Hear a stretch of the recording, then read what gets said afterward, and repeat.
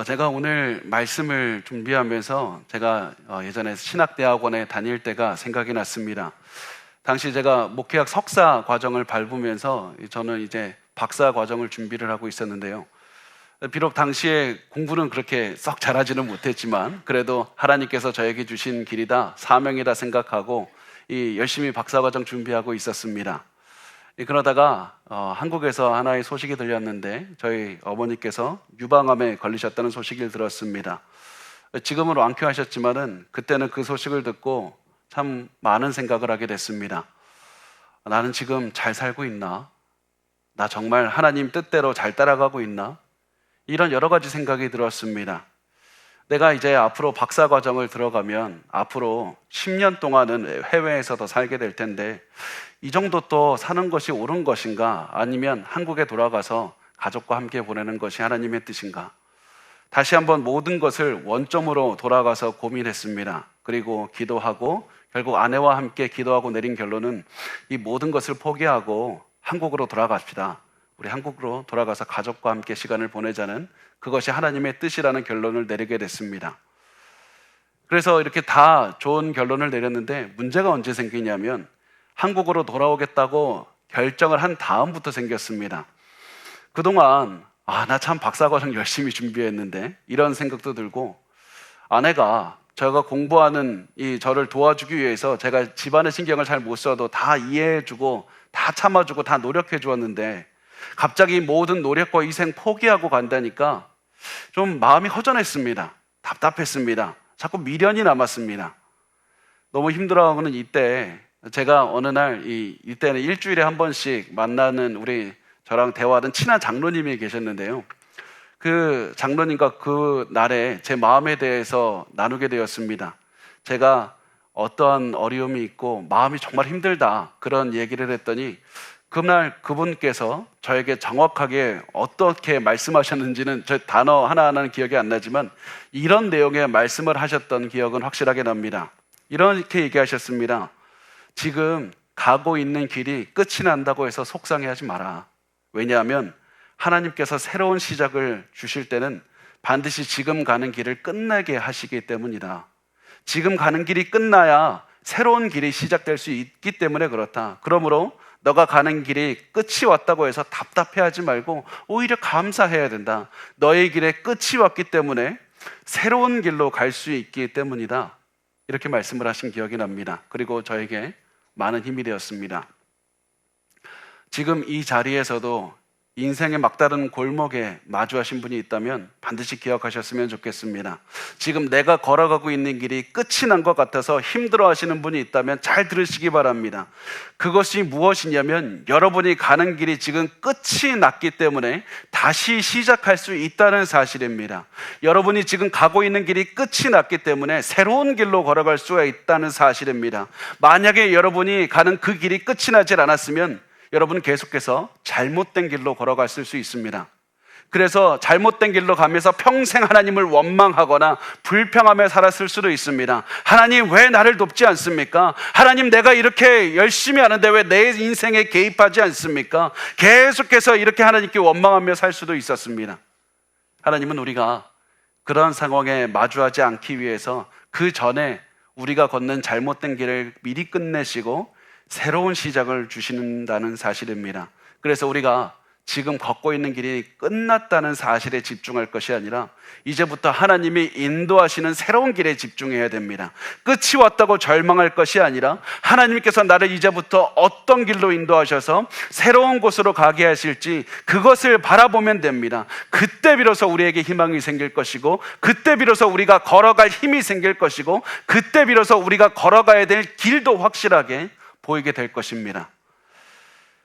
예수님께서 십자가에서 죽으실 때도 마치 우리의 마음처럼 가는 길이 막혔다고 생각을 했습니다. 예수님과 함께 가면 두려울 것이 아무것도 없다. 다 열린 길이라 생각했습니다. 그런데 이들은 예수님이 잡혀서 고문을 당하고 십자가에서 죽으셨다는 그 사실을 바라볼 때 너무나도 모든 길이 막혔다고 생각했고 절망하게 되었습니다. 나 지금까지 잘 살아온 건가? 나 지금까지 뭐 하고 산 건가? 나 앞으로 어떻게 살아야 되나? 이런 마음으로 마음이 허무해졌고 두려워졌습니다. 절망이 가득 찼습니다. 그런데 이 사람들 중에서 아레마대 출신의 요셉만큼은 용기를 냈습니다. 이 요셉은 의로운 사람이었고 이 예수를 죽게 한 산헤드린 공회의 일원이었다고 말씀을 합니다. 이 사람은 분명히 예수를 따르고 있었지만 사람들의 시선이 두려워서 드러내놓고 따르지는 못했습니다.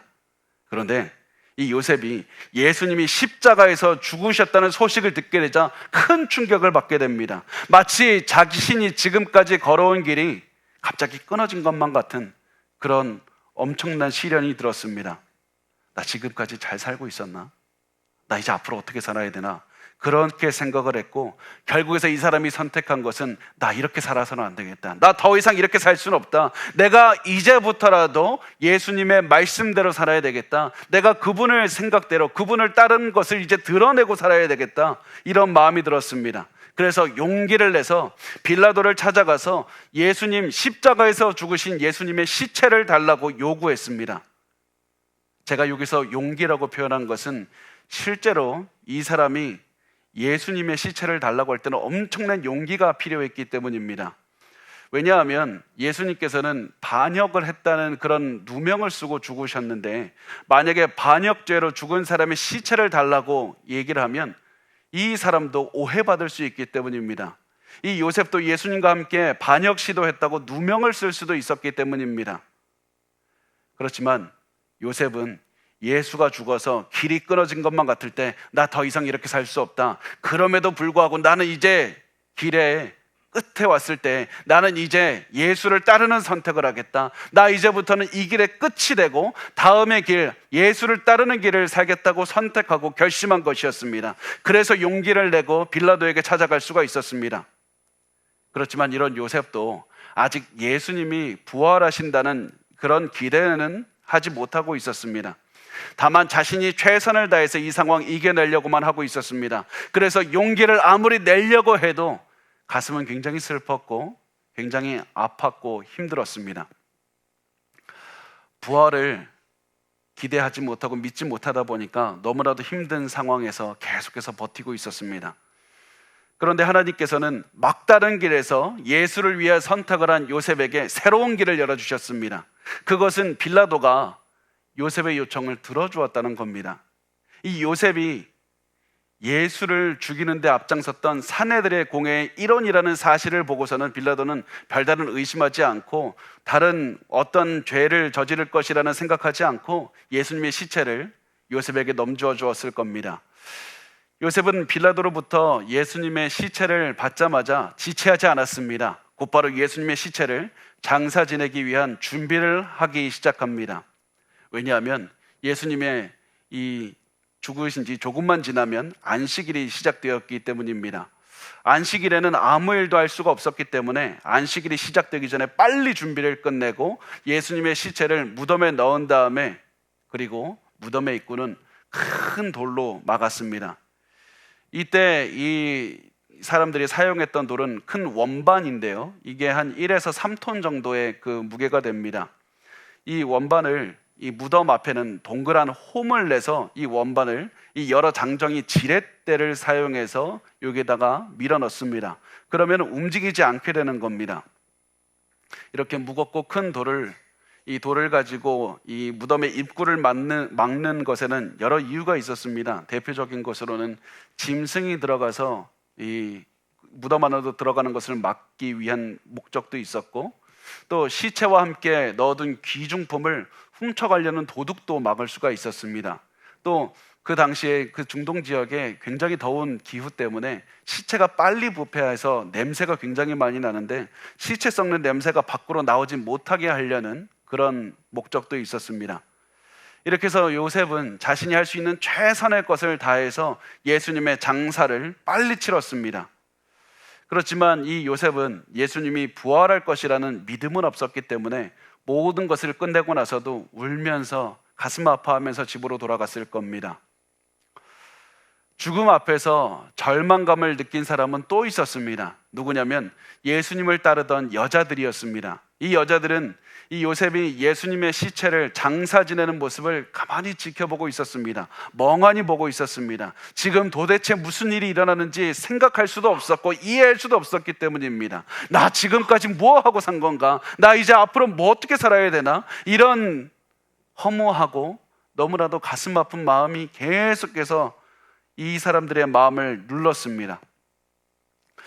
그래서 이들은 예수님의 장사 지내는 모습을 가만히 보고는 집으로 돌아왔습니다. 이 여자들이 집으로 돌아간 다음에 어떠한 모습으로 살았는지 추정할 수 있는 말씀이 있는데 누가복음 24장 1절 말씀에 나옵니다. 이 말씀을 보면 이렇게 써여 있습니다. 우리 같이 한번 읽어보겠습니다. 시작. 안식 후 첫날 새벽에 이 여자들이 그 준비한 향품을 가지고 무덤에 가서, 이 여자들은 안식일 다음 날 새벽이 되자마자 집에서 나와서 무덤으로 출발했습니다. 이들이 이렇게 일찍 출발한 이유가 무엇이냐면 이 사람들은 그동안 잠도 제대로 자지 못했기 때문입니다. 아마 이 사람들은 계속해서 뜬 눈으로 밤을 지새웠을 겁니다. 내가 안식일이 지나기만 하면 예수의 무덤으로 가리라, 이런 결심을 했을 겁니다. 왜냐하면 내가 그렇게 사랑하던 예수의 장래에 조금이라도 기여하고 싶다, 참여하고 싶다, 이런 마음으로 향품을 준비해서 안식일 다음 날이 되자마자 예수님의 무덤으로 출발하기 시작했던 겁니다. 이 당시에 향품은 이 시체 썩은 냄새를 가리기 위해서 사용했습니다. 이 여자들이 향품을 가져가고 있다는 사실을 통해서 우리가 알 수 있는 것은 이 여자들도 예수님이 부활할 것이라는 기대를 전혀 하지 않고 있었다. 예수님께서 죽었고 다시는 살아나지 않을 것이라는 생각을 했다는 것을 알 수가 있습니다. 예수의 부활에 대한 소망이 없었기 때문에 이들의 가슴에는 절망만이 가득했습니다. 사실 이 사람들의 마음이 답답해서 무덤을 향해서 걸어가고는 있었지만 이들의 마음에는 더 큰 어려움이 있었습니다. 무덤에 이제 이 무덤을 들어가려면 무덤의 입구를 막고 있는 큰 돌이 있다고 말씀을 드렸는데요, 그 돌을 움직여야만 됐기 때문입니다. 그리고 아까 말씀드린 것처럼 그 큰 돌을 움직이기 위해서는 여러 명의 장정이 지렛대를 쌓아 겨우겨우 열었는데 지금 여자들만 걸어가고 있었기 때문에 어떻게 저 돌문을 열고 향품을 넣을 수 있을지 확실하지 않았습니다. 그래서 마가복음에 보면 여자들은 이런 질문을 하면서 걸어갑니다. 마가복음 16장 3절에 보면 서로 말하되 누가 우리를 위하여 무덤 문에서 돌을 굴려주리요? 누가 우리를 위해서 무덤 문을 열어줄까? 누가 우리를 위해서 무덤 문을 열어줄까? 내가 답답한 마음에 이 집에 있을 수가 없어서 무덤이라도 가야 되겠다, 이런 마음으로 나왔는데 돌문을 열어줄 사람이 없다. 돌문을 열어줄 사람이 없으면 내가 그 앞에서 마냥 앉아있기라도 해야 되겠다, 이런 생각으로 출발했을 겁니다. 그런데 이들이 무덤에 도착하자 놀라운 일이 일어났습니다. 누가복음 24장 2절과 3절 말씀은 이렇게 말씀합니다. 우리 같이 읽겠습니다. 돌이 무덤에서 굴려 옮겨진 것을 보고 들어가니 주 예수의 시체가 보이지 아니하더라. 아멘. 무덤 입구에 놓여져 있어야 되는 그 거대한 원반의 돌이 움직여서 무덤 입구가 열려 있었던 겁니다. 이것이 어떻게 열렸는가? 마태복음을 보면 천사가 그 돌을 굴렸다라고 말씀을 합니다. 여기서 우리가 반드시 생각해야 되는 것은 천사가 왜 무덤을 막는 돌을 굴렸을까? 이것입니다. 천사는 왜 돌문을 열었습니까? 왜 돌문을 열었습니까? 부활하신 예수님이 무덤에서 나오기 위해서 돌을 굴렸습니까? 그렇지 않습니다.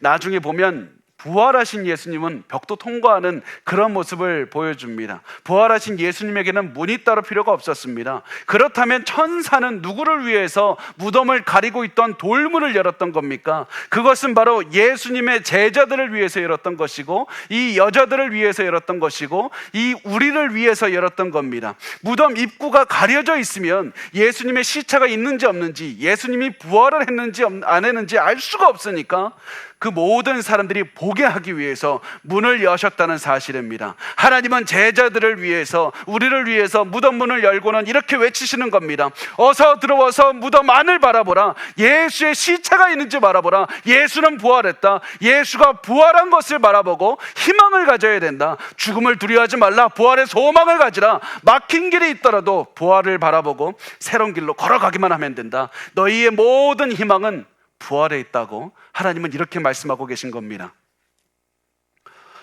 그러나 무덤이 열려진 것을 본 여자들은 아직 무덤이 왜 열려졌는지 이해할 수가 없었습니다. 그래서 그냥 무덤 안으로 들어가 봤습니다. 예수님의 시체가 보이질 않습니다. 왜 예수님의 시체가 없을까? 이해할 수가 없었습니다. 여러 가지 생각이 듭니다. 왜 시체가 없을까? 동굴의 입구가 그 큰 돌로 막혀져 있었기 때문에 동물이 들어와서 시체를 건드렸을 수는 없다고 생각합니다. 그럼 누구일까? 도둑들일 수밖에 없는데, 왜 이렇게 생각을 하냐면 당시 도둑들은 무덤을 뒤져서 귀중품을 훔쳐가는 사례가 굉장히 많았기 때문입니다. 그런데 이것도 또한 이상합니다. 도둑들이 귀중품을 훔쳐가지 시체를 훔쳐가지는 않기 때문입니다. 그렇다면 누가 무덤을 열고 예수의 시체를 훔쳐갔다는 말인가? 그런 것이 도저히 이해가 안 가서 고민하고 있을 때 이 여자들 앞에 갑자기 천사들이 나타났습니다. 그리고 이렇게 성경은 말씀합니다. 4절에서 7절 말씀을 보면, 이로 인하여 근심할 때 문득 찬란한 옷을 입은 두 사람이 곁에 섰는지라. 여자들이 두려워 얼굴을 땅에 대니 두 사람이 이르되 어찌하여 살아있는 자를 죽은 자 가운데서 찾느냐? 여기 계시지 않고 살아나셨느니라. 갈릴리에 계실 때 너희에게 어떻게 말씀하셨는지를 기억하라. 이르시기를 인자가 죄인의 손에 넘겨져 십자가에 못 박히고 제3일에 다시 살아나야 하리라 하셨느니라 한데, 여자들 앞에 눈부시게 빛나는 옷을 입은 천사들이 나타났습니다. 그리고 이 여자들은 천사를 보고 그 눈부신 빛에 압도되어서 존경심을 표하면서 얼굴을 땅에 대고 엎드렸습니다. 그리고 천사들은 여자들에게 말합니다. 예수님이 다시 살아나셨다. 예수님이 다시 살아나셨다. 여기서 우리가 이야기를 더 진행하기 전에 반드시 한 가지를 우리가 기억해야 되는 것이 있습니다. 그게 뭐냐면 이야기의 진행상 정말 중요한 거 한 가지가 빠졌다는 겁니다. 예수님이 장사 지냈다는 기록과 천사들이 예수님이 부활하셨다고 선포하는 말 사이에 이 얘기의 진행상 반드시 있어야 될 것이 기록되어 있어야 되는데 그 기록이 없습니다. 그것이 무엇이냐면 예수님이 어떻게 부활했는지 그 부활 자체에 대한 기록입니다.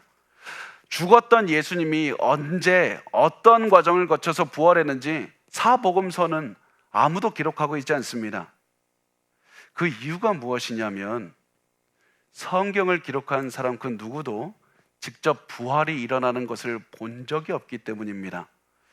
성경을 기록한 사람들은 단지 자신들이 보고 들은 것만 기록했기 때문에 자신이 보지 못한 것은 기록할 수가 없었습니다. 만약에 예수님의 부활을 거짓으로 꾸미고 싶었다면 반드시 예수님이 어떻게 부활했는지 그거 기록했을 겁니다.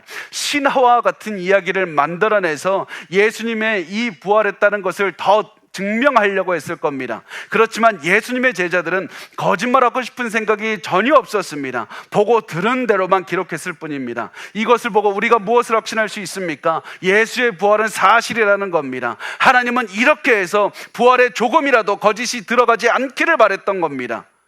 왜냐하면 부활이 우리의 소망이 되기 때문입니다. 부활을 믿어야 우리에게 진정한 미래가 있고, 부활이 있어야 우리의 길이 끝나더라도 그 뒤에 있는 길을 바라볼 수 있는 힘이 생기기 때문입니다. 그래서 하나님은 우리에게 부활을 바라보라. 부활은 정말로 있었던 일이다. 너희가 부활을 바라보고 절대로 절망해서는 안 된다. 길이 끝났다면 그때가 바로 부활을 믿고 다시 한 걸음 전진할 때이다. 부활을 믿으라고 말씀을 하는 겁니다. 이런 부활에 대한 하나님의 마음을 잘 아는 천사들도 여자들에게 확신을 가지고 말했습니다. 예수는 다시 살아나셨다. 예수는 다시 살아나셨다. 너희는 예수의 시체를 바라보고 찾아왔지만 예수는 다시 살아나셨다. 그러면서 천사들은 아주 중요한 말을 하게 됩니다. 갈릴리에 계실 때 너희에게 어떻게 말씀하셨는지를 기억하라. 갈릴리에 계실 때 너희에게 어떻게 말씀하셨는지를 기억하라. 예수님께서 너희와 함께 하실 때 이미 여러 번 죽음과 부활에 대해서 말씀하지 않으셨는가? 예수님의 말씀을 기억하라. 이러면서 천사들은 예수님이 부활하신 첫 번째 증거로 예수님이 하신 말씀을 들었습니다. 천사들은 예수님의 부활을 증명하기 위해 환상을 보여줄 수도 있었습니다. 기적을 보여줄 수도 있었습니다. 사람들의 마음을 놀래킬 수도 있었습니다. 그렇지만 그 어떤 것도 아니라 예수님의 말씀을 기억하게 하셨다는 사실입니다. 천사들은 예수님의 말씀에 모든 초점을 맞추게 했습니다. 왜냐하면 예수님의 말씀이 지금까지 모든 사람들을 이끌어왔던 힘이 되기 때문이고, 예수님을 따르던 모든 사람들의 인생을 끌고 가는 힘, 그것이 예수의 말씀에 있기 때문입니다. 예수의 말씀이 절망 가운데 있는 우리에게 소망을 주기 때문이고, 예수의 말씀이 우리에게 부활에 대한 소망을 갖게 하는 힘이 되기 때문입니다. 예수의 말씀의 능력이 있는 겁니다. 여러분, 그래서 지금 여러분에게도 이와 같이 이 앞으로 가는 모든 길이 막혀서 절망적인 상황에 있습니까? 그렇다면 여러분 말씀을 보시기 바랍니다. 말씀 묵상하시기 바랍니다. 여러분의 사랑하는 가족이 절망적인 상황에 있어서 너무 힘들어한다면 그 가족을 말씀으로 이끌어야 됩니다. 예수님이 말씀하는 부활 소망으로 이끌어야 됩니다. 왜 그렇습니까? 여러분은 소망을 줄 수 없기 때문입니다. 우리가 주는 소망은 반드시 실패할 겁니다. 우리가 아무리 사랑하는 사람의 손을 굳게 붙잡고 손을 잡고 힘을 내라고, 시간을 조금만 버티면 다 이겨낼 수 있을 것이라고, 아무리 조금만 지나면 좋아질 거라고 말해도 아무것도 변하지 않을 것이기 때문입니다. 우리가 해줄 수 있는 것은 단 하나도 없습니다. 우리가 해줄 수 있는 것은 오늘 본문에서 천사들이 여자들에게 해주셨던 말, 예수님이 하신 말씀을 기억하라, 이거밖에 없는 겁니다. 예수님이 하신 말씀을 기억하십시오.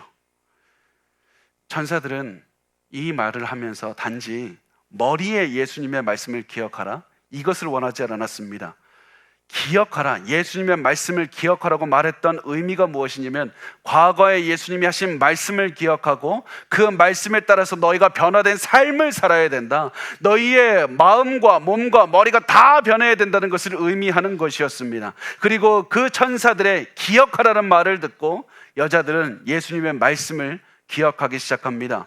누가복음 24장 8절을 보면 말씀합니다. 그들이 예수의 말씀을 기억하고, 그리고 이 여자들은 예수님이 과거에 하신 말씀들을 기억하기 시작합니다. 마태복음 16장 21절은 이렇게 말씀합니다. 이때로부터 예수 그리스도께서 자기가 예루살렘에 올라가 장로들과 대제사장들과 서기관들에게 많은 고난을 받고 죽임을 당하고 제3일에 살아나야 할 것을 제자들에게 비로소 나타내시니, 마태복음 17장 22절과 23절을 보면 갈릴리에 모일 때 예수께서 제자들에게 이르시되 인자가 장차 사람들의 손에 넘겨져 죽임을 당하고 제3일에 살아나리라 하시니 제자들이 매우 근심하니더라. 이 사람들을 보면 예수님이 하신 말씀을 기억하고 있었습니다. 그렇지만 잘못 이해하고 있었습니다.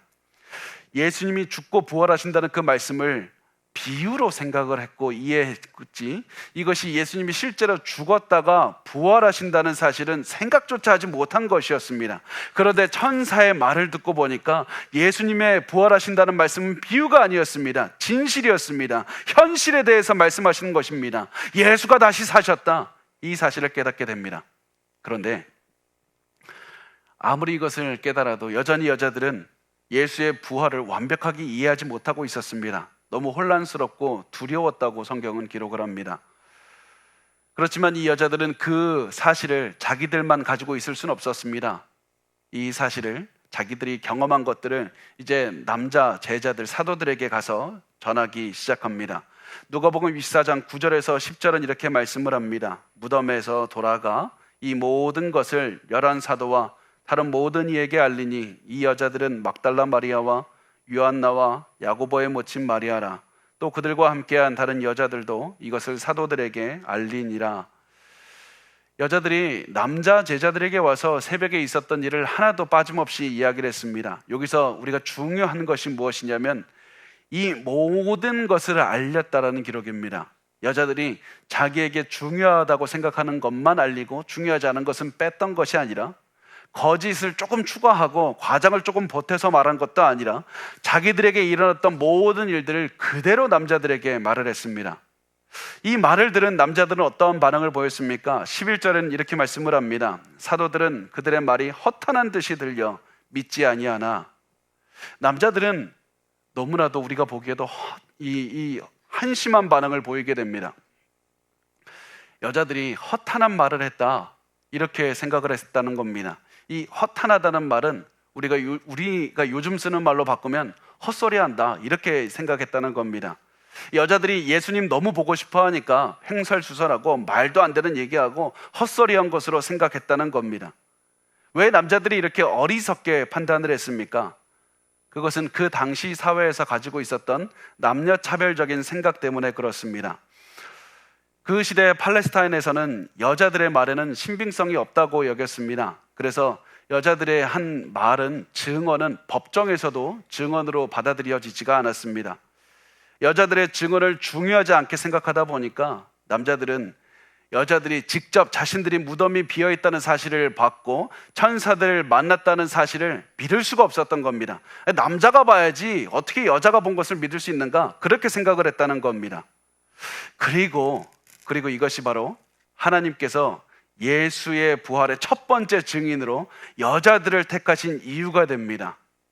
만약에 예수님의 제자들이 예수님의 부활에 대해서 조작하려고 거짓말했다면 여자들이 아니라 남자들이 봤다고 이야기를 했을 겁니다. 그래서 그 당시 사람들이 더 잘 믿게 이렇게 조작해서 기록을 했을 겁니다. 그런데 성경 기자들은 여자들이 가장 먼저 빈 무덤을 발견했고 천사들을 만났고 그 얘기를 했을 때 남자들은 바보같이 믿지도 않았다, 이것을 기록하고 있습니다.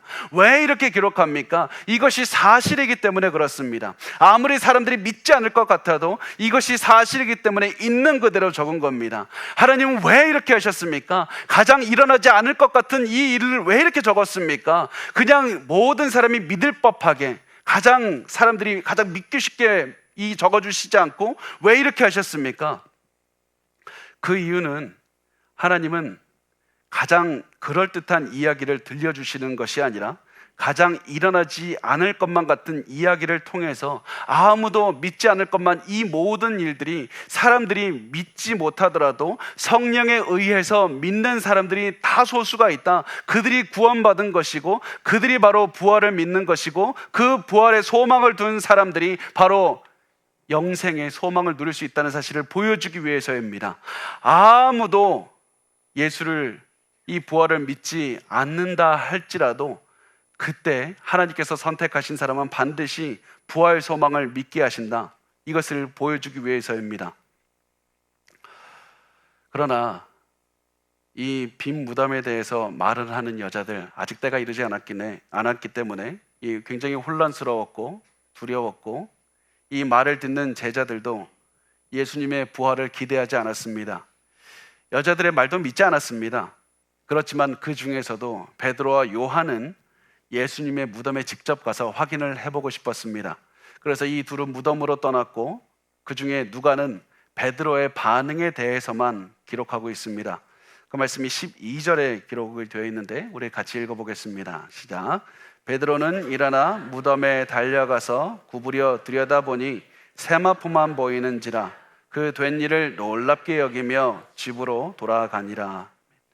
베드로가 무덤에 가보았더니 무덤은 열려 있었고 무덤 안에는 예수님을 덮고 있던 세마포만 보였다고 합니다. 세마포가 아무렇게나 놓여 있었던 것이 아니라 예수님의 몸을 감싸 있던 모양 그대로 있었던 겁니다. 마치 몸을 감싸고 있던 붕대에서 이 사람의 몸만 딱 빠져나가고 이제 붕대는 허공에 있다가 딱 가라앉는 것처럼 이 붕대가 그대로 있었다는 겁니다. 세마포가 그렇게 있는 모습을 보면서 베드로는 굉장히 놀라워했습니다. 그리고 베드로는 자신의 숙소로 돌아왔습니다. 베드로가 놀라워했다고 해서 베드로가 부활을 믿었다는 말은 아닙니다. 단지 예수님의 시체에 일어난 일을 이해하지 못했을 뿐이고 그냥 놀라워했다는 의미입니다. 여전히 베드로는 부활을 믿지 못했기 때문에 두려워했습니다. 여전히 앞으로 어떻게 살아가야 될지 알지를 못했습니다. 이것이 베드로를 비롯한 모든 제자들의 모습이었습니다. 이들은 부활을 믿지 못했기 때문에 이 길이 끊겨진 곳에서 어떻게 살아가야 될지를 알지 못했습니다. 모든 것이 혼란스러웠고 모든 것이 보이질 않았고 도저히 어떻게 가야 될지를 알지를 못했습니다. 그런데 시간이 지나서 이 사람들이 부활을 믿게 되자 놀라운 일들이 벌어지기 시작합니다. 예수님이 십자가에 잡히실 때는 자기 목숨 잃을까 봐 두려워서 도망갔던 사람들이 부활을 믿은 다음부터는 죽음도 두려워하지 않게 되었습니다. 이들이 가는 곳마다 전했던 메시지는 부활 소망이었고 그리스도의 부활을 전하기 위해서라면 자기 목숨까지도 아끼지 않았습니다.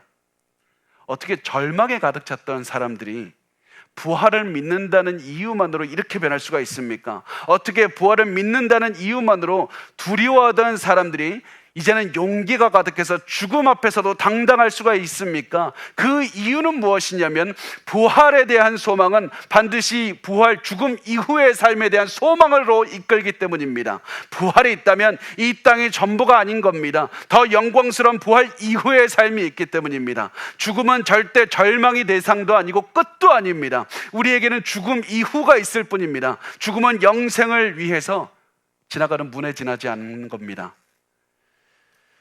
제자들은 그 사실을 믿을 수가 있었던 겁니다.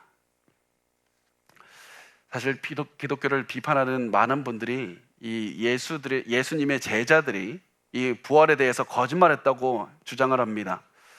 더 많은 사람들 끌어들여서 더 많은 돈을 벌고 더 많은 권력 누리기 위해서 제자들이 부활에 대해서 거짓말을 퍼뜨렸다는 겁니다. 그런데 우리가 잘 생각해 보시기 바랍니다. 거짓말을 왜 합니까? 내가 이득을 얻기 위해서 하는 겁니다. 손해보기 위해서 거짓말하는 사람은 단 한 명도 없습니다. 그렇다면 예수님의 제자들이 부활을 믿고 부활을 거짓말을 했다면 부활을 전해서 얻은 이득이 무엇입니까?